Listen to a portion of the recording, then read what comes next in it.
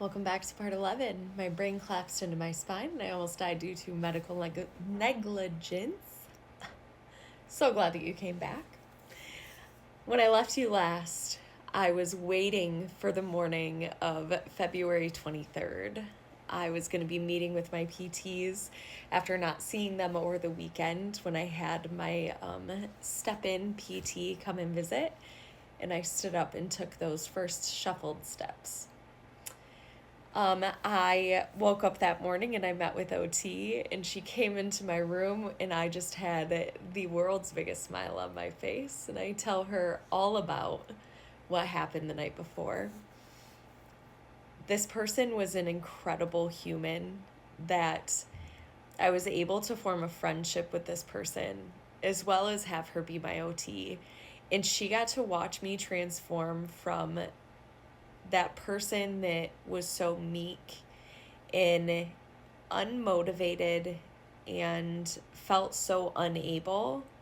She got to see me go from that very first moment of that first morning to who I was this day.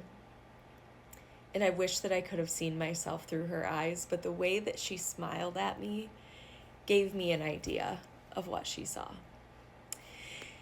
So I get dressed, spending more time talking really than having to have her coach me at this point. I feel like I'm gaining back a lot of things that I had been missing, like my strength and my dexterity. It still wasn't great, but we were getting there. We were making moves together. I got to see my speech, and we went down and got that daily coffee, just like we had been doing every day that we had spent together. And we spent time in her office talking too. And the way that she encouraged me that morning and just told me how incredible she felt I was as a person, because we two have been able to become friends. We had talked about all of the things that there were to talk about, and she saw me. And she made sure that I knew that she saw me. Then I got to see PT. And when we locked eyes on each other, this young lady that I had been working with, when we locked eyes in that moment, man, makes me want to cry. She believed in me from the very first moment I talked to her. And we really weren't sure at that point what was going to happen. And so for her to believe in me the way that she did, and just to say, we're going to do it, not I hope we can do it. She said, no, we're going to do this. We marched down to that therapy room. Well, I rolled, I suppose, down to that therapy room, but she was just powerful behind me in this day. And they get me that walker, and I get all hooked up, and I go to stand, and I put my hand in the right place this time on the chair and on the walker, and I pushed and I stood and I said, see, I can do it now. And they laughed with me. But then I said, I'm having a hard time with the walking part, but I did it. So I know I can do it again.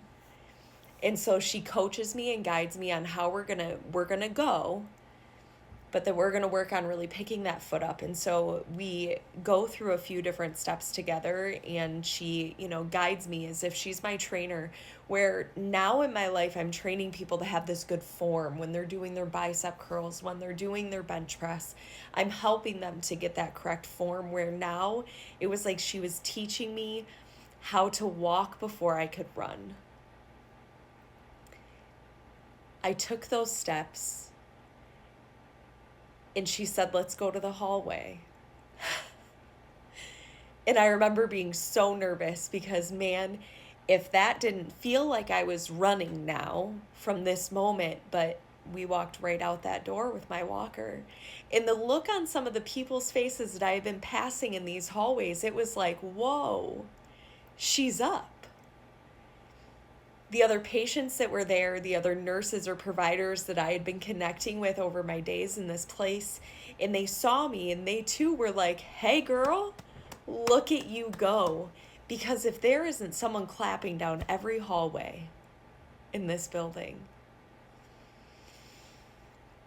I walk down this hallway and they coach me again on making sure I'm really picking my foot up. What are you so scared of? What are you so scared of? We have you. Pick that foot up and really make that step known. And so I did. And it felt like it weighed 1,000,000 pounds. Like there was someone pulling it down as I was trying to pick it up.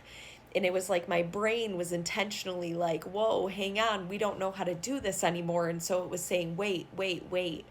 But I forced that step. And I took it. I got in about 100 steps that first day before I got tired. We needed to take a break. But I got in over 100 steps.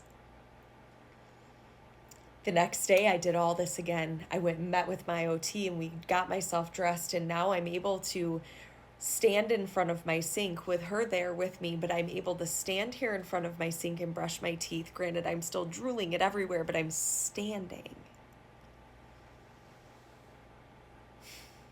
That very next day, my board gets updated and it changes my assist. And it says that I can sit on the edge of the bed and I can even stand at the edge of my bed by myself. Like this triumph that I felt in my bones. And I met with my provider and he says, "Who are you?"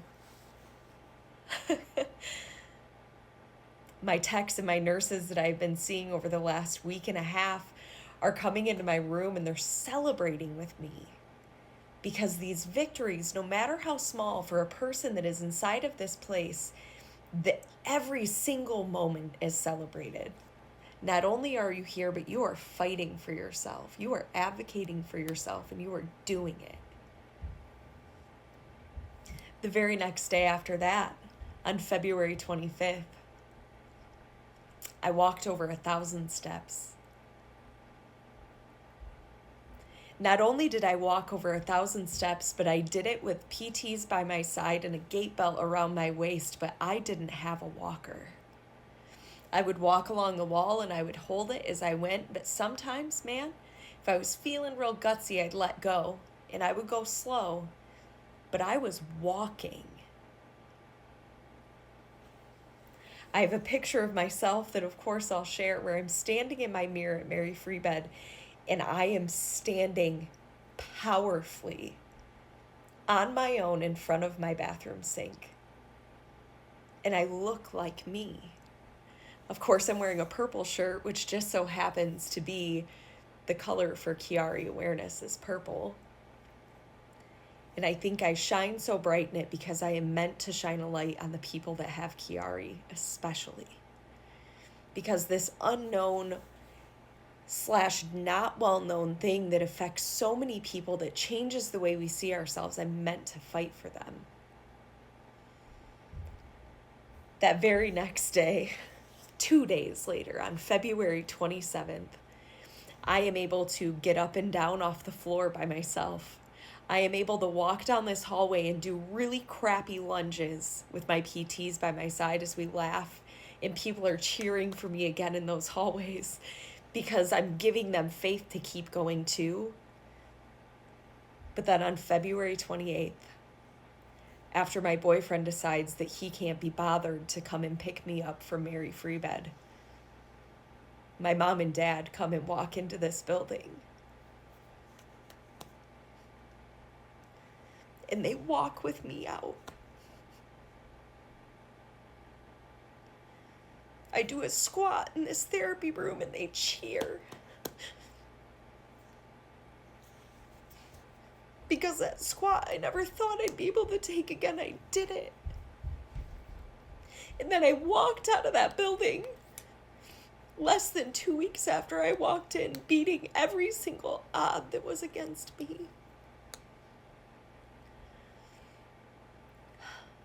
And it matters. And it's going to change the world for so many people that just needed a reason to keep fighting. Let me be your reason.